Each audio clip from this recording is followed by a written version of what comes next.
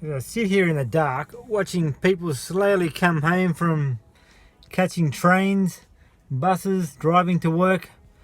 Most people leave in the dark, come home in the dark to places they really don't want to go. And is this,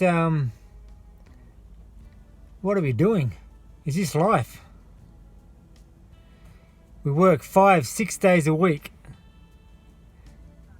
all waiting for our weekend parole to kick in, so we can have that 1 or 2 days off, so we can go and get drunk, maybe spend time with the kids or do something that we like, in trade of the 5 days to do something that we don't like. Is that really... Well, how did it even get to this? I know it's life. You're going to say there's a means to an end. I mean, if you don't do it, you can't have anything in life. So it's not as if I'm not saying we can't. This isn't the way. But why is it the way? It doesn't seem a little bit crazy? Everyone's doing something they don't want to do, or for 1 or 2 days off a week and maybe a 1 month holiday once a year.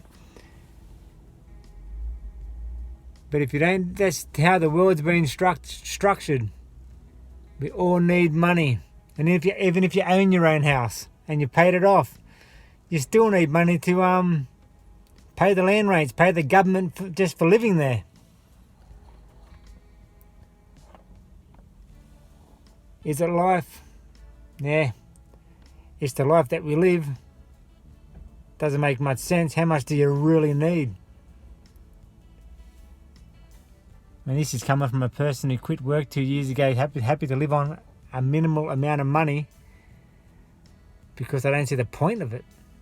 What, you work till you're 60 or so, then retire, then die not long after, if you're lucky. No, well, if you're lucky you don't die, but how many people die not long after retirement? Crazy. Well, work hard, don't work hard, do whatever you do. But isn't this a funny structure of life? How did it become this? How did we all get roped in and controlled by this money? And I believe the money was created in the first place to control slaves. Think about it.